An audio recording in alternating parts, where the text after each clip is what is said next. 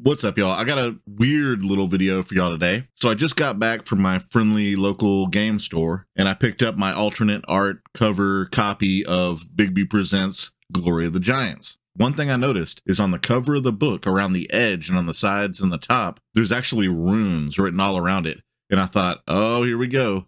Because when I was in middle school and I'm reading The Hobbit, I'm sure y'all did this too, there's the secret dwarven language, and then there are certain parts of the book where you could, if you were really nerdy enough, you decoded it. So as I'm sitting here flipping through the Glory of the Giants book, I noticed there is actually a key for all of the 20 runes of power that form the heart of giant magic. Well, guess what? All those runes are the same runes that are on the cover. So I'm sure there's going to be other people out there that are curious what these runes mean. So that's what this video is. Let's go to it. I'm not going to edit glowing rune graphics or anything like that. This is going to be quick and dirty, and I'm going to show you exactly what all these runes on the front of the Glory of the Giants alt art cover, what they are. And that's it. Let's do it. So what we're going to do is look at this main picture, which is the really cool Bigby playing chess against the giant art. And in the top left corner, we can get started with our runes. So there's a big W looking thing up here. That's going to be your war rune. Then in the top left corner of the little war rune circle, that rune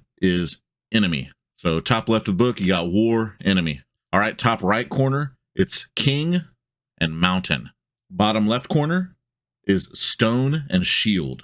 And the bottom right corner is journey and sacred. What any of these runes mean, I'd love to hear in the comments if you can figure out some sort of deeper meaning behind all this stuff. But we're going to go through it, and maybe something will reveal itself as I read the book further. Another thing I should mention is these runes, the way they're written, you read them from top to bottom, like vertically. At least that's what it seems like so far to me. So on the left side going down, we have blood, enemy, hill, mountain, storm. And then we've got dragon, war, wind. And the next cluster is fire, sacred, king.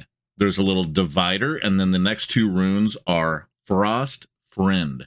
And then going down to the bottom left on the left side, the last 5 runes here are frost, friend, dragon, war, wind. So if you notice, there's actually a few repeating patterns that we're seeing. We're going to see the blood, enemy, hill, mountain, storm a lot. I don't know if that is some deeper meaning or it's supposed to be some sort of idea cluster, or if the artist or Wizards of the Coast just used copy and paste, and that's why they are clustered together the same way. Moving on to the right side, starting at the top, going down, we have blood, enemy, hill, mountain, storm, fire, and then king, life, and then frost, friend, dragon, war, wind. There's a little divider, and then moving down, we have shield all by itself.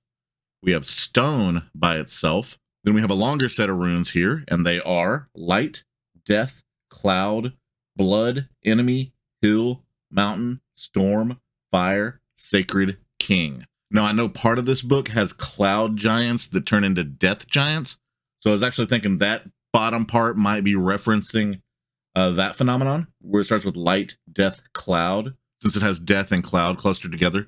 And I think that's actually the first time we see death or cloud anywhere on the front of the book. So I do think there may be some deeper meaning to that section of runes, but some expert will obviously figure this out, or they probably already have. So anyway, there's also runes on the top and bottom, but they are identical to one another. The top and bottom runes are the same, but you do have to rotate the book to read them properly. So let's do that. And those runes are, starting at the top, blood, enemy, hill, mountain, storm, fire, sacred, king, life, and blood, enemy, hill, mountain, storm, fire, sacred, king, life. So there you have it. That's what all the runes on the front of Bigby Presents Glory of the Giants alternate art cover, what they translate into based on the key code in the book. So one thing I should add is that there are runes around the back of the book, but they're exactly the same as the ones on the front of the book. This has got to be an extremely niche video. So if you enjoyed it, you owe me a like for sitting here and translating these friggin' runes. See ya.